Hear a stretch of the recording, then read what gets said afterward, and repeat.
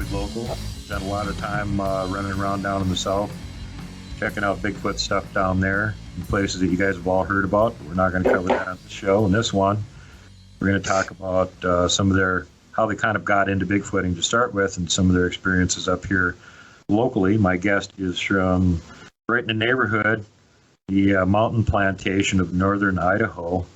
Welcome to the show, Ann Goodbrake. Mountain plantation, huh? I've never heard that before. Well, the southern part of the state's a potato plantation. The northern part of the state's got mountains. Yes, I seem to get the potato. People think I live on some kind of farmland or something. So no, that's down in the southern part of the state. The smokestack part, that's just a mountain plantation. Yes, and you're so right. But so many people think I'm like Miss Potato Farmer. It's pretty funny. So yeah, no, I'm in the mountainous. To me, they're mountains. Not like the Rockies, but. Well, I'm literally in the Rockies, and I ain't that far away from you. I mean, you're in the Rockies too. It's just a different chain of the Rockies. You're in one of the littler ones on the side of it. Yes, that's true. But from the top of what I call my mountain, I swear I can see Montana, but I could be wrong. You probably could. When I was up there with Grizz and the Yak and we were at the Sasquatch Festival, I was like, okay, now how far are we from Canada? And he goes, see that second mountain over there? Like, okay. Oh, wow. Not very far. Yeah. Yeah. I wanted to go to that, but I can't. I heard of it like briefly, but then I just, where is that again? The Yak part thing? Where is that? It's right in the downtown up there. All three buildings of it. Oh, really? Yeah, okay. Sort of takes over the whole town, and they have big full-size cutouts of Bigfoot and everything on there.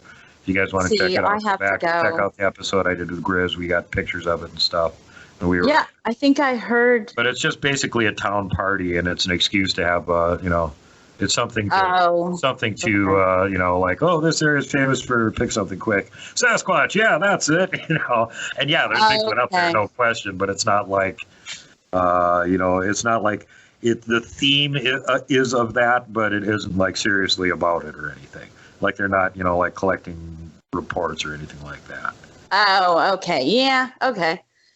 Well, it's more like a Bigfoot themed beer party than like a convention or something like that. So if you're going up there thinking, oh, Bigfoot convention, other sighting witnesses, no, this is like a beer party that's like Bigfoot themed. Oh, okay, then I probably won't. But it's a fun beer party. We had bad weather for it. But anyway, so let's get back to you now. You were, how old were you when you first realized there was Bigfoot? When I was young, I saw the Patty Gimlin film, and my father was a principal, and somehow that is tied. I don't know if he took me to go see it or what, but I saw it when I was young, and after that, it's not like we went camping, but it just scared me, I guess, and my whole life until '98, I got into it, when we got like the internet was coming around. So you said your dad took you to see it. You literally mean you went and saw this in a theater when it was running around there? Because that's like. I saw it when I was little, when it first, came out, whatever it was, I don't remember because my dad doesn't remember. I thought he took me to go see it, or our family.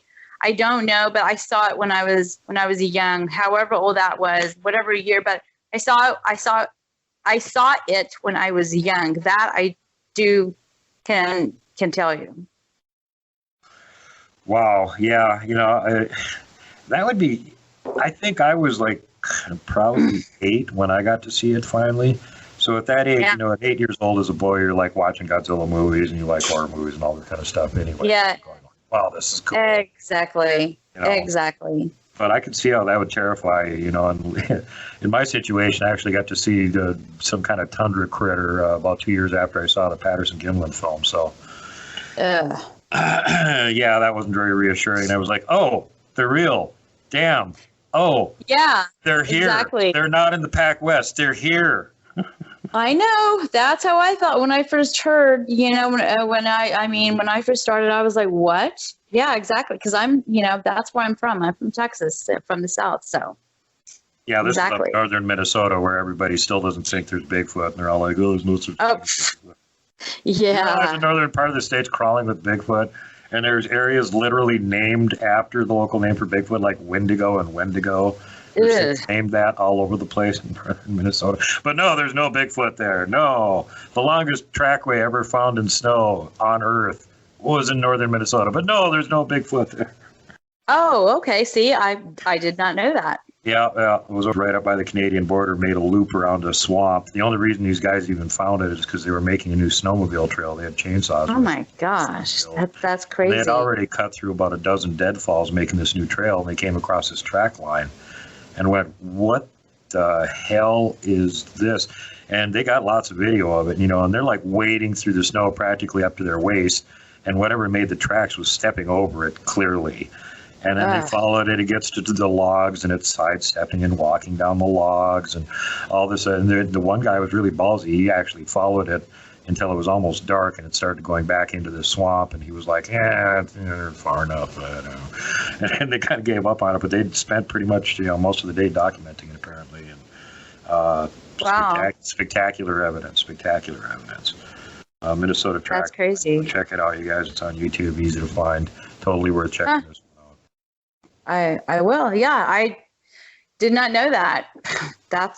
So again, there's the blind spot. See, the whole world doesn't know. It's like, oh, by the way, the longest Bigfoot track line ever was found in northern Minnesota. And it's the same thing with Texas. There's ridiculous amounts of Bigfoot sightings down there. And it's like most people have no idea, like, wait, you've never seen Bigfoot in Texas? I'm like, dude.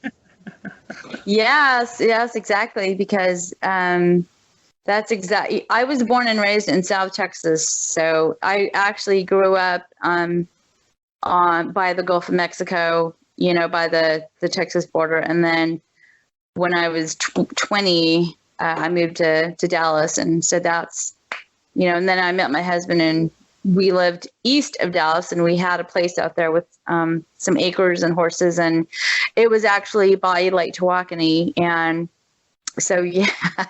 I had Sasquatch around on my property over there, so I know exactly what you mean. I had a friend that's down there right now that just got involved in getting out in the field doing stuff. It's that time of the year. It's a good time of the year to be out in the field if you're in Texas. She's got a little YouTube channel, East Texas Bigfoot. Go give her some love, Mary. She's doing great. But, same thing. It was like she just got interested in this, and she started looking at local reports and went, oh my God, there's tons of reports around where I'm living. What the hell? Yes. You'll have to tell me so I can find her channel. But yes, we had a place east of Dallas, and but I mainly researched in the Big Thicket and like southeast Oklahoma. So that's further south and east from where you were actually living. The Big Thicket is a huge area in Texas. You probably know that. And so I have a lot of friends when I first started researching. And so a group of us would, head out. And that's pretty much where we would research at in that area. So, and, in the, like, Boykin Springs area, places like that. That was one scary place, I'll tell you. Curious, you're talking about, you saw the Patterson-Gimlin film, and that, you got interested in it then. From that to let's go out in the woods and find one. Well, in '98, I just started researching online, and I started out with some people. It's with the Texas Bigfoot Research. Really, Luke took me out. I don't think he's with the group anymore. I'm not sure. But and then I hooked up with what y'all know as the Outlaws. Bear and all those guys are right on. My dear friends. A couple times. He's a good guy. Oh yes, he's my brother. I love him dearly.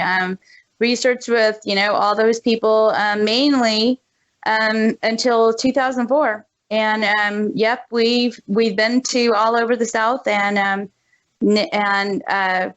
I went also to Honobia. I know I'm saying that wrong. So if anybody who's listening, please do not crucify me for saying it wrong. I say Hanobi or Hanobia, but we have family there also. So we rode horses there and, for years from like 97. And actually 97 was the first time I went up to Oklahoma, and we were camping. I'll just tell you really quick. We were camping like way up there somewhere, and we were checking out places where we could go camping, and I heard what I call the siren sound. I told my husband, "What is that?" He's like, "I have no idea." And my husband, he's ex-military. He's heard a lot of the, he's a woodsman, a hunter. He's like, "I have no idea what that is." So it was later that I heard that same sound on, in the East Texas, and it was a Sasquatch. It was, and so the following years that we would go up there on horseback or just camping, without the horses. That was but then my husband, who was active duty at the time, we got transferred up north. So that's where I am today. So that's how you ended up in the plantation of the mountains up there. Yes, because Uncle Sam sent us up this way in 2003, but I didn't come up. Well, no, 2004. So I stayed back in Dallas, and I had to finish up my career. So we moved up here in 04, and so when I first came around Highway 90, because we were hauling our horses, 4 or 5 days of traveling, because we had to stop like after 8 hours to unload the horses at different barns along the way. And at that time, America was very patriotic because of the war that had started, and a lot of people were very kind and generous to us as we moved across the country. So that was very bittersweet for me, because I, left some very dear people. Like I said, I thought, oh my gosh, I'm going to the place that I've always dreamed about, which was, going to Montana, but we were close enough.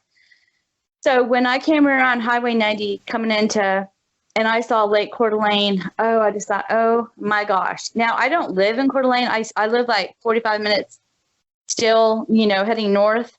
But I mean, it's all the same. And so when I saw my house, I just couldn't believe it. I'm in the woods, and I don't really have like, it's like a 6 to 10 acre parcel, some 20, and it's all wooded. So it's not like, I can see my neighbor, but, and I do live in, the valley there by the mountain. So I, wanted to check out a couple of things.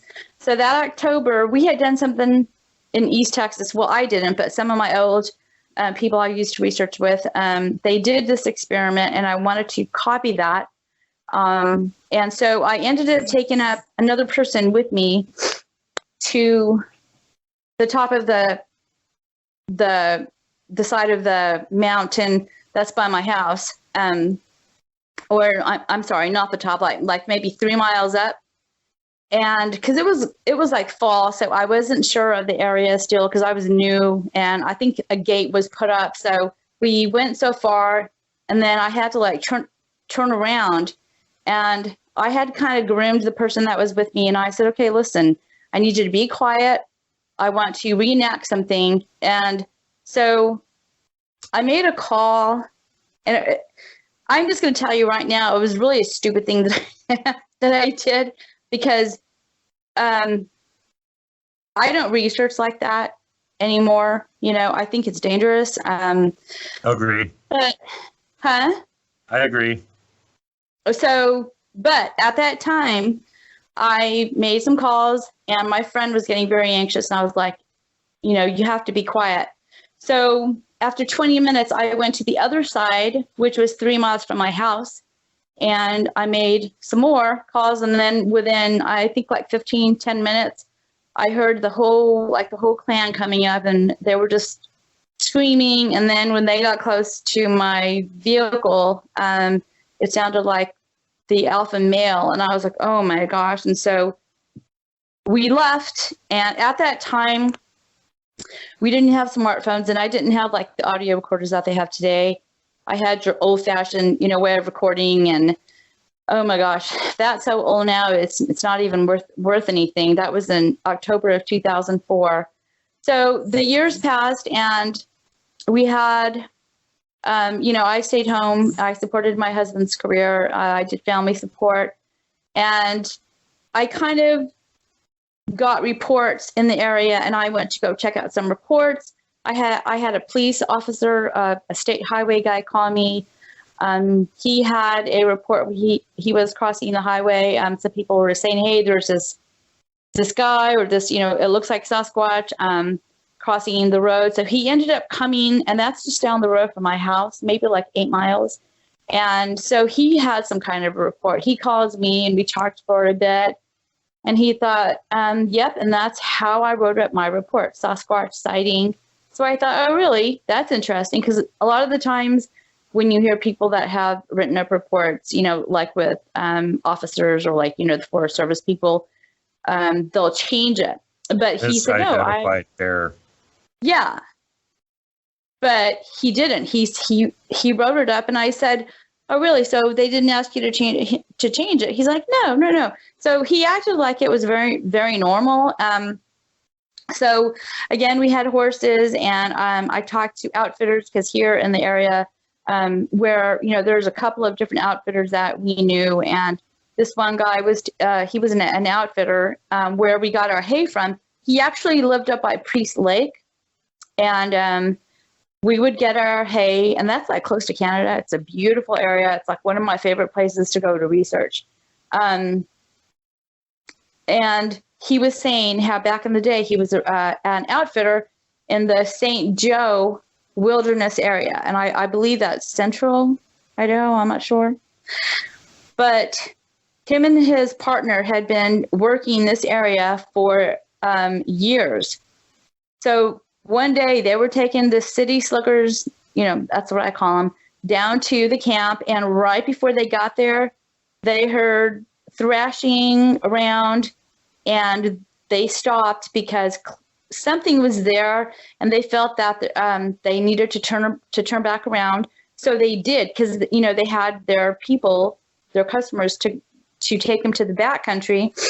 So they left, and then the next day or so, they went back, and their whole camp was destroyed. Trees were torn off, and they never went back. He said that was our last time that we, had any kind of outing. Our business was over with.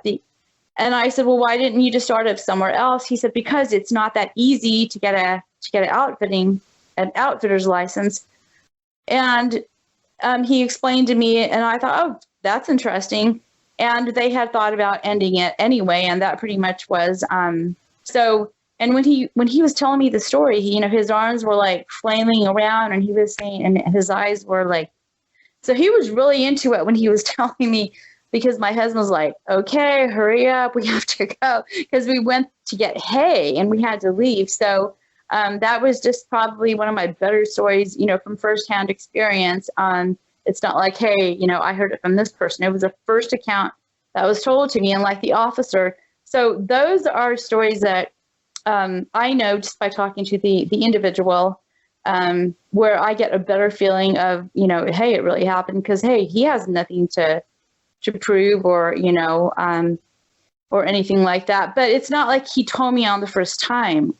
We had been buying hay from him. So like the second or third time that we went up there to get some round bales, I said, so I'm just going to ask you something, because where he lives, it was close to Priest Lake. And so I asked him, I said, so do you ever hear anything out here? And that was how I got in, how I asked him about his area there. And he says, no, but I'll tell you about what happened. And that was when he gave me the story that I just told y'all about when him and his partner were outfitting, and when they went back and everything was destroyed, the trees were torn up, and that ended his outfitting days, I guess, or that business. So I get stories like that all the time. But like here where I live, my children were young at the time. My youngest was 2. And my other son was 9. So every morning and every night I would feed my horses. My husband was gone quite a bit, being with military. So one time he was gone for 4 or 6 weeks. He had to go to Germany. And my son found a footprint. This is my older son, which is like really strange. He was out there, and there was a footprint that was by where our horses are watered. And I remembered seeing my horses' tails and the mane messed up. And that had happened also in East Texas where we lived. We had 9 horses. Huh? Uh-oh. You think you had some of those bad horsey raping bad Bigfoot?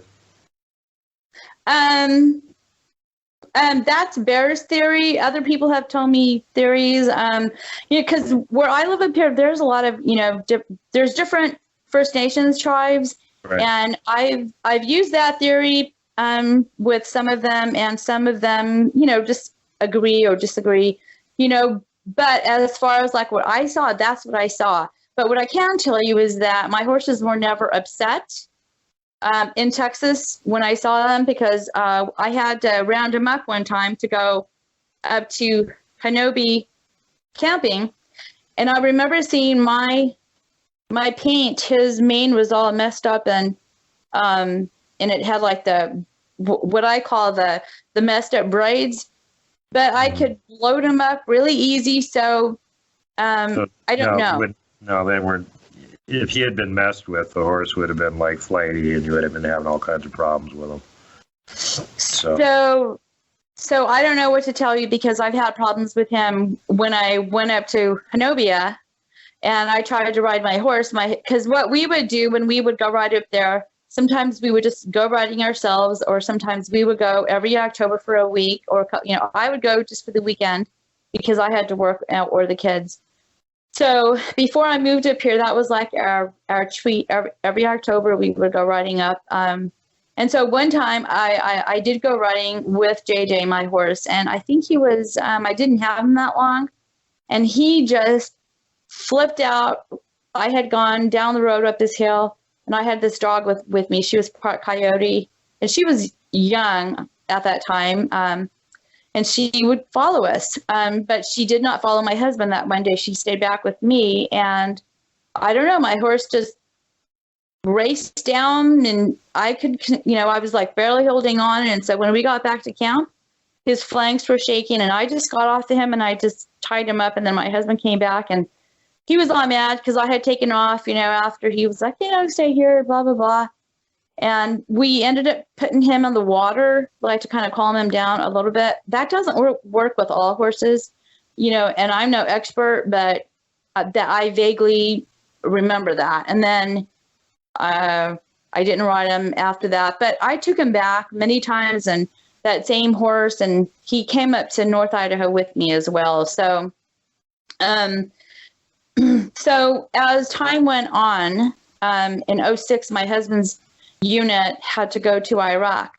So I'm just trying to give you a quick timeline so in October that happened, and I got it on audio of where I went up on one side of the mountain and the other. And I think what happened is that when we left, because we heard him coming with,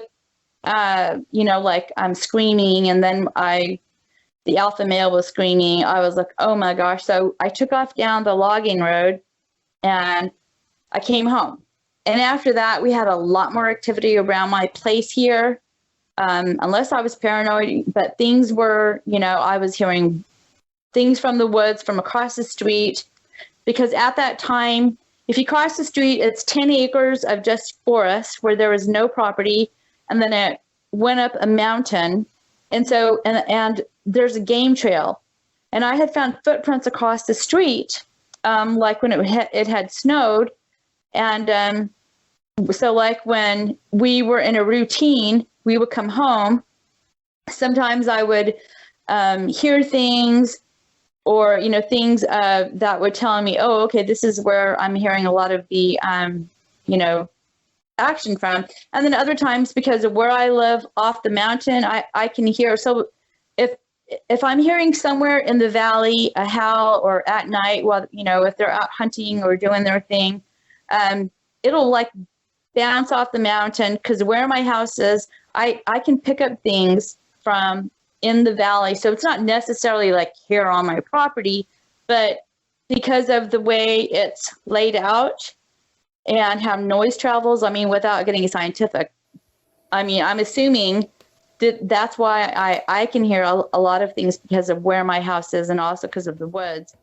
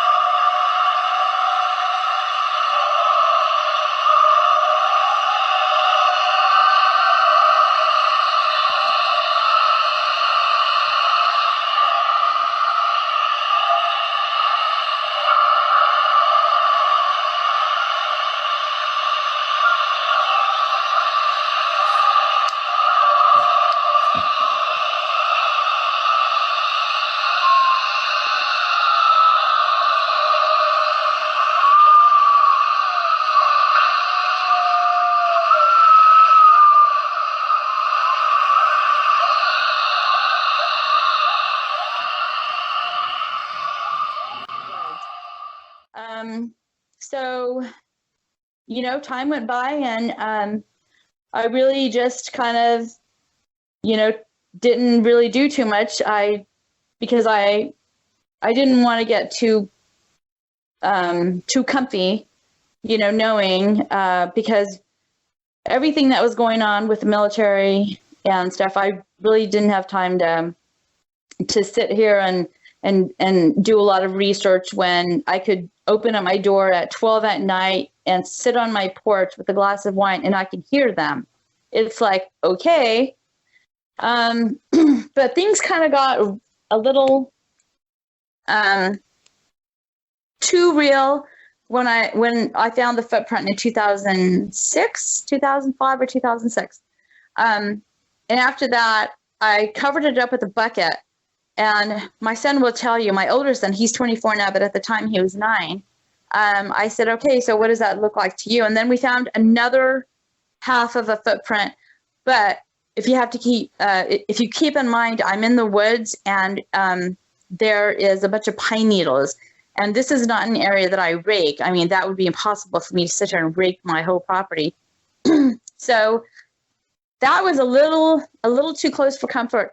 And then it was later that year that when my husband's unit got called to go to Iraq, and I did family support. So for y'all who don't know what that is me trying to serve the spouses to prepare them, or if they're not going to be called to go overseas, or just like for everyone to stay in touch with each other.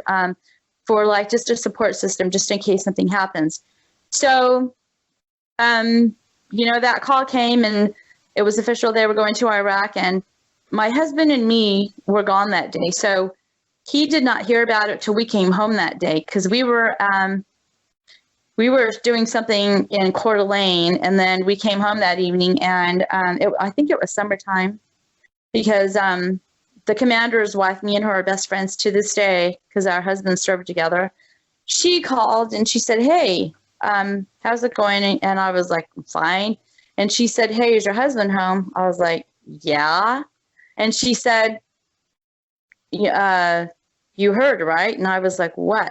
So, and that's when I heard that they had been called, and I was like, oh my gosh. So I gave my husband the phone, and I went outside, and I was really trying not to I was trying to take the emotion out of it because, to me, I've never been, married to him while he had to go to war or go serve.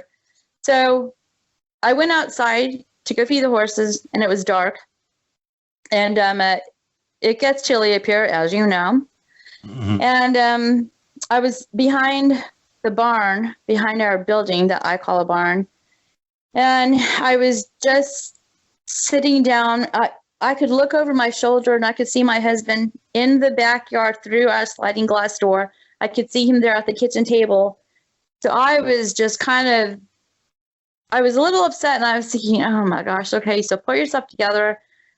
So, and then I heard a noise from the woods, like a cooing noise. I don't know how else to describe it. And I jumped up because it scared me, and I ran to the backyard to where our light is. Then my husband got off the phone, and I went inside, and that was it.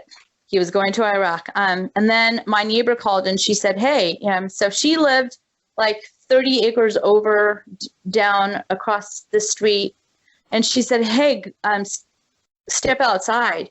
So she also had horses and stuff, and she was outside feeding hers. I stepped outside. It was the same night, and I heard some, Sasquatch howls, which was, at that time, it was no big deal. It was something very common that I would hear from time to time. It wasn't like every night. It was, maybe like in fall or from time to time. But I had been in this house for about over a year and a half. So I was kind of learning the local clan, I guess. I didn't really call it a clan at that time. I did now because I live here. So what happened was my husband didn't go to Iraq. We ended up going to West Virginia for a year, and then he retired. So when he retired, it was like 2007. So we got back up here like in July. So for the first couple of years, I had the typical stuff, the noises that you hear, the hollers. But as my children grew older, my youngest son is an avid, outdoorsman. He loves to, dirt bike, and, we're right here in the mountains. So he has thousands of, trails to go ride or to ride our four-wheeler. So I decided that I was going to start paying attention through audio recording. So I got an audio recorder, and it was, it was one of those cheap ones. And I started putting it out. And I started recording in the summer of 2017. And I'll tell you what set me off. So it was Memorial Weekend, the week before. At that time, my schedule was pretty consistent on every Monday night and every Friday night I would come home because I worked for a friend for the state with her children. And I would come home after 10 o'clock, 10:30, maybe 11 on Monday nights. Fridays, I would always come home past 11. So me coming home, my schedule was pretty consistent. So again, going back to across the street, a lot of stuff happened across the street. So I have to come down this long road. I'm sure you showed it, that icy road, probably, if you're showing the viewers. Okay. So that's my long road. And then you'll see another property where that's like looking across the street up towards the mountain range there. But so this one, I came home, and it was, 11:15. And my husband said, hey, is that you? And I'm like, yeah. Because, normally I just come home and he knows it's me. So he doesn't say, hey, is that you, Cindy? So I went to sleep. My neighbor texted me that next morning. My husband said, okay, well, I didn't want to scare you last night, but last night, before you came home, something slapped the side of the house. And I was like, what? So normally my husband doesn't really care. My husband is not into Sasquatch. He could care less. So for him to tell me that, I said, really? So something slapped or hit? He said, slapped, hit, whatever you want to call it. And I was like, huh. He said, it was enough for me to get my gun and to go check. But I didn't see anything. And I was like, okay. So then I read the text from my neighbor, and whatever was over here, I'm assuming went through the woods to his house. And he texted me a warning around 12:30 or between 12:30 and 1 a.m. He said, sorry for texting you so late, but just a heads up, he had cats. He said something set off his motion sensor outside by his shed, which is no big deal. I mean, a deer could do that. He said, but my cats are acting really strange and they're hissing. I'm like, okay, that's really crazy. And then he said later that he was standing by his, in his bedroom, which he has big bay windows and there's no curtains on them. There is now, but at that time there was not, because the way the windows are designed, and in the woods, he didn't really, it's not like somebody can see in unless you're coming up his driveway. Right. So he had nobody there to walk by the window and look in randomly and see it. Right. Right. So he said he thought, okay, well, that's weird because how his animals were acting. He said even his bird was like going back and forth. I think he has a cockatiel, but it was going back and forth in the cage, and it was very anxious. And he was like, what is up with you? So his wife is a nurse, and so they were in bed, and, she gets to bed earlier. But he said he was looking out his window, and I think this night it was one of those full moon nights. He saw something on two legs, and he said it was sniffing the air. He says a person doesn't do that. It was the way it was doing it. And he said it turned like to look at him. And he said he got back. He said, here I am hiding. And this guy is ex-military too. And he did the infantry, or I'm probably saying it wrong. But so this guy, is not someone who's going to be like scared, his reaction, if he thought it would have been a burglar, or like a person, he would have got his rifle and, gone out to check. But he said, I didn't know what I was seeing. He said, now my neighbor is not into Bigfoot or anything either. So he texted me, he said, it's probably a bear. So just be careful. So that was his point of texting me, not because, maybe it's a Bigfoot. No, he was just saying, hey, be careful, lock your dogs up because I have a doggy door. So I was like, okay. So I went over to his house and I was trying to ask him questions, and he was saying, it's not Bigfoot. I said, I didn't say it was. And so I said, what do you think it was? He said, well, it wasn't a person. And I said, well, something smacked my house around 10:30. And then I came home at 11:15. And he said, well, did your husband check? I said, yeah, but there was nothing there. And he says, well, I'm not going to lie to you. I slept with my gun all night long. I said, why would you sleep with your gun all night long if it's a bear? And he just looked at me, and so that was that, and that was in May. And we had to go to Priest Lake. We have a toy hauler, and we were going to go up there camping where our cell phones don't work.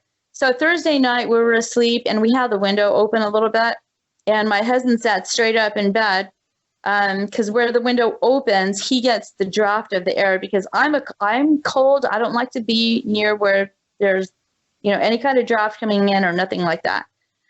And I said, what's wrong? He said, well, no, nothing. I hear a whistling noise. And I was like, oh, that's probably just a Sasquatch somewhere, it's just going through or whatever. And so, yeah. So Friday we left and we went out of town. So we went up to Priest Lake, and then my cell phone was not working and I was having a good time. So we were coming back. I don't know if it was Sunday or Monday. And when we came in a town called Priest River, my phone started going ding, ding, ding, ding, ding. And there had been this windstorm. And so my neighbor had texted me and said, hey, I'm going to go check out your property. And I was like, okay, that's fine. We're coming home anyway. And then my neighbor had texted me again. He said, hey, it's back. So his wife leaves early in the morning. It was 4:45. He said, I was drinking coffee. She had just left. And I'm looking out my sliding glass door window into his backwoods. So he's basically to the left of me, and how my house is built, I can see my backwoods too. And there's a game trail that goes way in the back through the woods, and it comes to a T, and it goes up the mountain. So he said, I saw something walking like way back where, and then he gave me a point of reference, and he took a picture of it. And he took the picture. I didn't. He doesn't believe in Bigfoot, but he took a picture of it, and he said, oh, look, it's a bear. And I said, Ken, that's no bear, but it's not clear. And I said, well, whatever, it's gone. So for like a couple of months after that, he would say, yeah, well, it's not back yet, so it must have moved on. So in his head, it was a bear. But I had that picture. I posted it on a forum, and I guess because I'm so naive, I just assume everybody's going to believe me or whatever. And because it was one of those pictures, I was very specific when I shared this story, and I laid it out, and I said, this is not a good picture. But the person that took it, this is what happened. And, so what do y'all see? And of course, what I got was a bunch of criticism, and I was like, okay, whatever. So I took the picture off, and I ended up talking with some other people who analyzed the photo, and they said that's either a female Sasquatch or a very, very young bear. And this was through a guy who is a professional hunter. He actually has a YouTube channel, but I can't give his name out because in his profession, he says unofficially. And I said, well, that's fine, because I'm not going to be, sharing this picture. I don't need you to give me the thumbs up. That's fine. This is just something that happened, and I'm sharing the story. I'm here. I know what happened. My husband, and that's all I need to know. So that freaked me out, and I called Bear because I used to research with all of them. But when I first started out, I have to give credit to him and to Kimbo for teaching me a lot of what I know. But me and Bear, we're, he's like I care deeply for him. And I called him, and he will tell you, I was like, oh my God, we have to sell this house. And he was like talking to me and saying, you just got to learn to live with it. And I was like, and so my husband was like, okay, if we sell the house, that's going to be it. You're not going to be, we're going to move like somewhere. There is nowhere to move. This is it. And I was like, no, that's fine. No, I'm good. It's gone. Whatever, I'll just have to learn to live with it. But for it to hit my house, that was a little too much for me. So that summer, we had to build a shop. So I went and I bought an audio recorder. And in July, I put out, we had the person that built the shop come out to do the markings. And so he had the materials delivered. So I got the audio recorder and I put it out close to the shop, basically like on my truck tailgate, just to see what I would get. And around 9:30, which it's kind of like dark already by 9 o'clock, 9:30, it's like dusk. Mm-hmm. That next day, when I woke up, like 7, I went outside and I got the audio recorder and I turned it off. And I started listening. Within 5 minutes, I could hear like the sheet metal is like 20 feet long to build a shop. Okay. Our shop is 30 by 40, I think 30 by 40. Well, anyway, it's long and it's sitting out there, and I heard bam, bam. There's no way two strong men can pick that up and do that fast. But something picked up the sheet metal and bammed it 2 times. And then you have to hear really good on that recording. There's like a chimp, a very brief chimp noise coming from somewhere in the woods across the street. And so that next day, I was like, okay, that's great. So I had this dog, my son's dog, named Jackson. He would always want to, like, you know, he was really hyper. So I think it was like 2 days later, I had to go outside because they had to cut a bunch of trees down. And I'm thinking, oh, great, this is not going to be good. You know what? It's probably because that whole area was wooded. So it had to be cleared out. And then more around the side because they had to clear out more of an area. So I went out there and I just said, listen, we're building a shop, you know, so I was basically just talking to the air. I felt kind of stupid, but I didn't know what else to do because I didn't want any problems. And here we are building a shop. I just had to make it work. So, I mean, I was like, okay, you know, we have to build a shop. So we're going to be cutting down trees. So, you know, that's kind of what's going on. And I went inside the house. And then after that, when I put up my audio recorder, I didn't get anything. So it took 2 weeks. The shop was built, and that was that. And then that November, I put out my audio recorder again. And again, on a Monday night, I came home around 11:15, and it was very cold, but there was no snow on the ground. So we had put up this fence now in our front yard because we had got a rescue dog, which was a lab mix, and he would take off. So we put up this fence, and the actual door, it kept coming open because my husband had built this door, the actual gate. But the way the latch would catch, if you hit it would unlatch. So for the moment, he just did something. So I had to sit there and work the gate. If you want to open it, you have to sit there and untie it or do however it was at the time. So this one night I came home. So now it's November 2017, and I'm learning a lot from my audio recordings. I've had other recordings, but it was these two incidents that just, you know, was a little bit too much for me. I came home, pulled up. I have like a long driveway, and I pulled up as close to the gate as I could. The shop did not have a light on it at that time, and I had been telling my husband, please put up one of those lights, you know, so it'll pop on when I'm driving by. But when I turned off the truck, the lights are on for a couple, you know, like 30 seconds. I don't know. So I ran to the gate because at this point, I don't know what's going on in my woods. And I mean, I'm not going to lie to you. Obviously, I'm a little freaked out. So I heard a loud crack across the street. And I'm like, okay.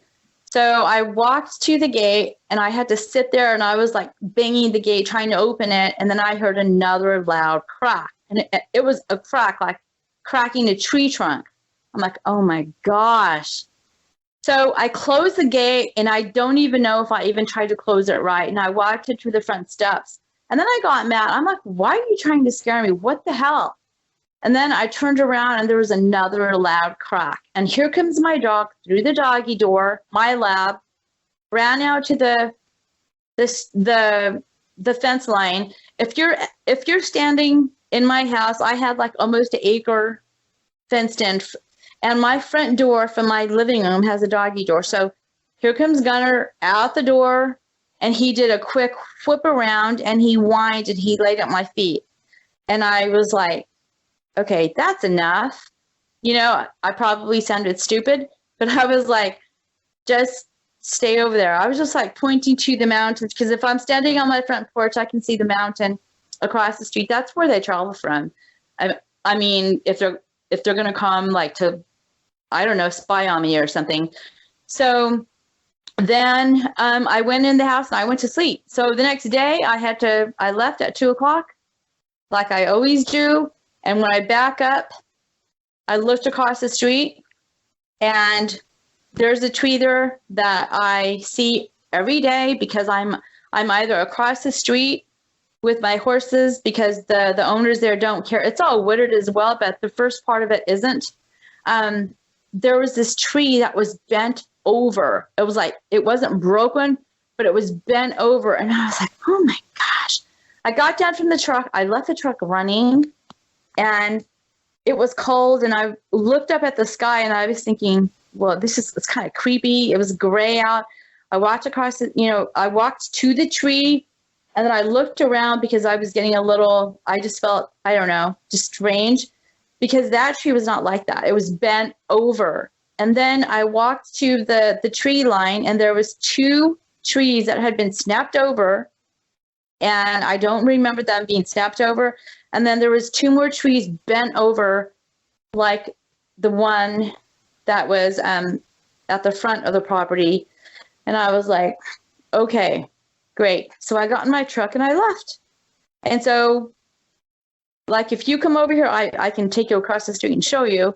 And so that was probably a crazy incident. And 2018 was pretty normal, So really quick, I want y'all to see this tree right here.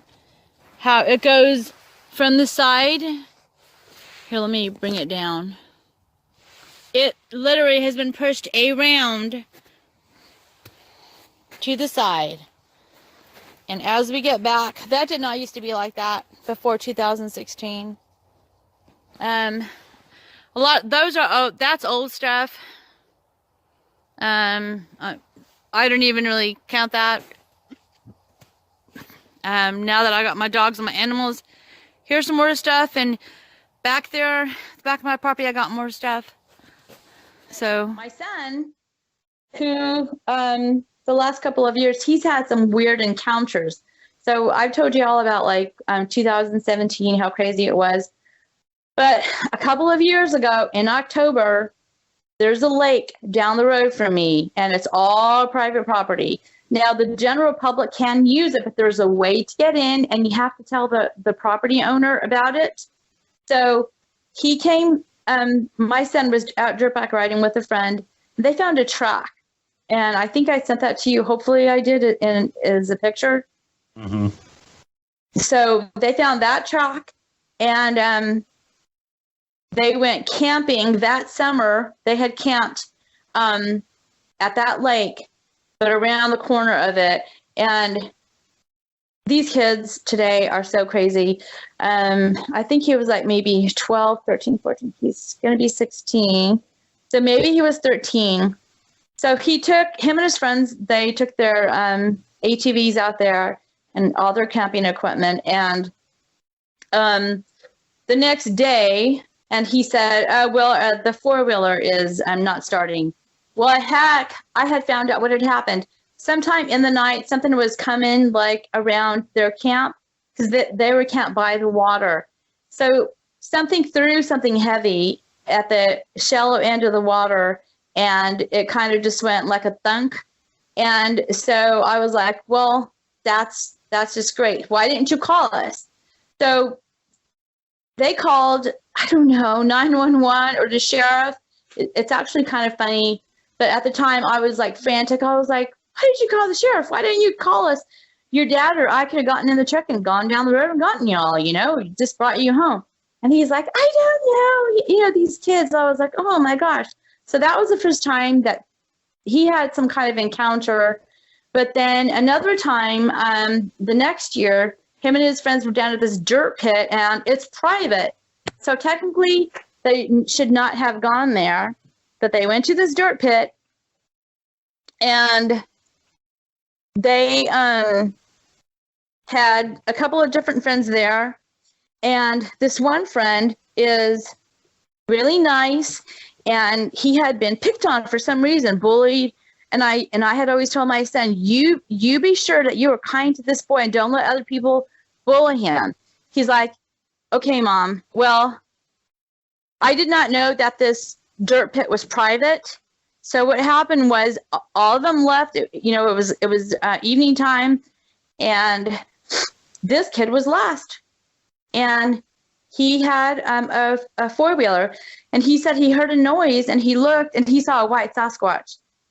And he said it just looked at him. It didn't growl. It didn't give any kind of anything aggressive, and it went back into the wood line. And he got on his four. And see, I asked him, and he can't tell me. He just said it was just a big Sasquatch. But he's 13. He can't give me any, at the time that there were 13. This was like three summers ago. They couldn't give me like specific. But he went home. His father is a nurse who works for the hospital, an RN. His dad said, well, it was probably a Sasquatch, but, you probably shouldn't, be telling people that. But he told me. So after that, I said, okay, y'all cannot go, or you cannot go to the dirt pit, and I better not find out that you're there because that's private property. Well, these kids can, they go there anyway, and I'm sure my son probably went there more times, but my son said, wow, well, that's crazy. I said, okay, so for some reason he saw one. I don't know why that is, because they were asking me, well, how come we didn't get to see it? I said, well, I don't know.